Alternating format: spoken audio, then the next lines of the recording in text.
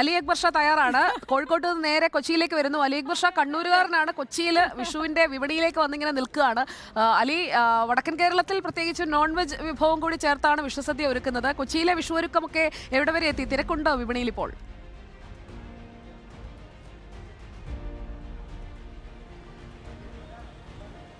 സുജയ, ഞാനിപ്പോൾ നിൽക്കുന്നത് എറണാകുളം മാർക്കറ്റിലാണ്. ഈ പറഞ്ഞതുപോലെ നല്ല തിരക്കിലേക്കൊക്കെ വരുന്നതേ ഉള്ളൂ. കനത്ത വെയിലാണ്. അപ്പൊ അതുകൊണ്ട് തന്നെ ആളുകൾ അധികം ഒന്നും എത്തി തുടങ്ങിയിട്ടില്ല എന്നുള്ളതാണ് ഇവിടെ നിന്നും കടക്കാരുടെ ഭാഗത്തു നിന്നും വരുന്ന പ്രതികരണം എന്ന് പറയുന്നത്. അല്പം വൈകാതെ തന്നെ ആളുകളൊക്കെ എത്തി തുടങ്ങുമെന്നാണ് ഇപ്പോൾ കടക്കാരുടെയും പ്രതീക്ഷ. നമുക്കിവിടെ വിപണി സജീവമാണ്.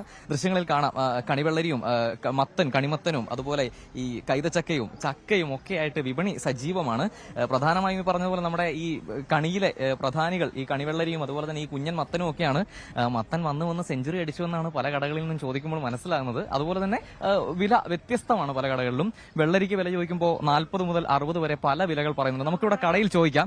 ചേട്ടാ, എങ്ങനെയുണ്ട് കച്ചവടം ഇപ്രാവശ്യം? കച്ചവടം ഇപ്രാവശ്യം പറഞ്ഞാൽ ഇച്ചിരി കുറവാണ്. വെയിൽ ഭയങ്കര ചൂടാണ്, ആൾക്കാർ കയറുന്നില്ല. പിന്നെ കുഴപ്പമില്ല, 2 ദിവസത്തെ തിരക്ക്. ഈ പ്രധാന ഐറ്റങ്ങൾ ഉണ്ടല്ലോ കണിയുടെ, വെള്ളരി എന്താണ് വില? വെള്ളരി ഇപ്പൊ ഇന്നത്തെ വില 80 രൂപ.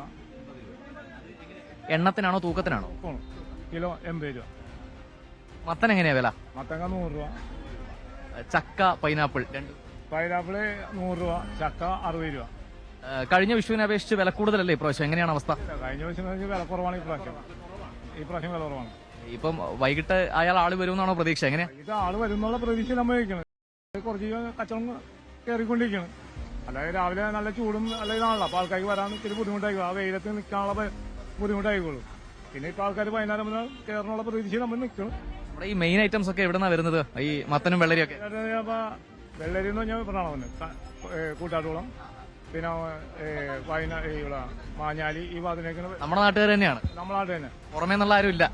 ആരുമില്ല. സുജയ്, ഈ പറഞ്ഞതുപോലെ എറണാകുളം മാർക്കറ്റിനെ ഈ വിൽപ്പനയ്ക്ക് വെച്ചിരിക്കുന്ന പ്രധാന ഐറ്റംസ് ഒക്കെ തന്നെ ഏകദേശം എറണാകുളം ജില്ലയിൽ നിന്നുള്ളത് തന്നെയാണെന്നാണ് ഇവരൊക്കെ പറയുന്നത്. എന്തായാലും ആളുകൾ നിറഞ്ഞു വരുന്നതേ ഉള്ളൂ മാർക്കറ്റിലേക്ക്. സാധനങ്ങളൊക്കെ എടുക്കുന്നു. ചേച്ചി, എങ്ങനെയുണ്ട് ഈ പ്രാവശ്യത്തെ വിഷു? കളറായിട്ടുണ്ട്. ഭയങ്കര വിലയാ. വിലയൊന്നും പറഞ്ഞില്ല. 3 കിലോ എന്നൊക്കെ പറഞ്ഞിട്ടുള്ളൂ. ചോദിക്കുന്നു. മത്തനും വെള്ളരിയും ഒക്കെ നോക്കിയോ? ഇല്ല, നോക്കുക എന്നോളൂ. ഇപ്പൊ കയറിയുള്ളൂ ഞങ്ങള്. കണിക്കൊന്ന നോക്കണം, കിട്ടുന്നില്ല. സുജയ, ഞാനും കുറെ തെരഞ്ഞു. കുറച്ചുപേരൊക്കെ കണിക്കൊന്നയായിട്ട് ഇപ്പൊ ദൃശ്യങ്ങളിൽ കാണാം. കണിക്കൊന്നയായിട്ട് അവിടെ നിന്ന് ഇവിടുന്നൊക്കെ വരുന്നുണ്ട്. നമ്മൾ ഈ കണിക്കൊന്ന എവിടെയാണ് വിൽക്കുന്നതെന്ന് തപ്പിക്കൊണ്ടിരിക്കുകയായിരുന്നു കുറെ നേരമായി. മറ്റ് പഴങ്ങളും പച്ചക്കറികളും ഒക്കെയായി സജീവമാണ് മാർക്കറ്റ്. എന്തായാലും ഈ ഇന്നത്തെ അവസാനവട്ട ഒരുക്കങ്ങളിലാണ് എന്തായാലും ആളുകൾ.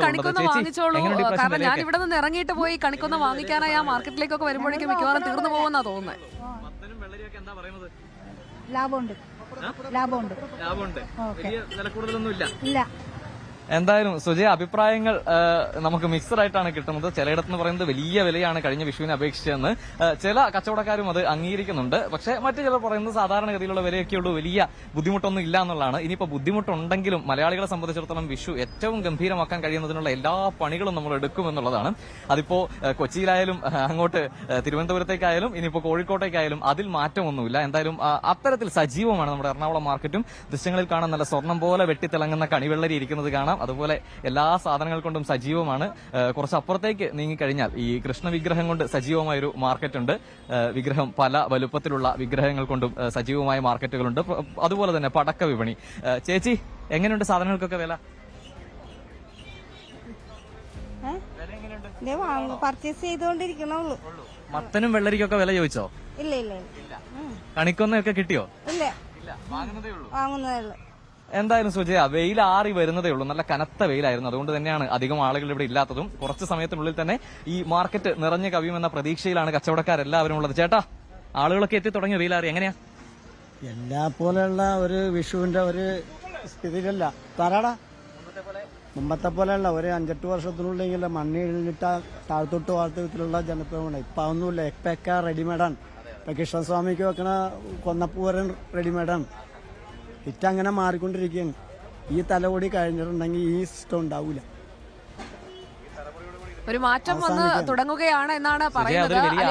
കുറച്ചുകൂടെ തിരക്കാവുമ്പോഴേക്കും നമുക്ക് അവിടെ നിന്നുള്ള കൂടുതൽ ദൃശ്യങ്ങളൊക്കെ എടുക്കാം പ്രേക്ഷകർ.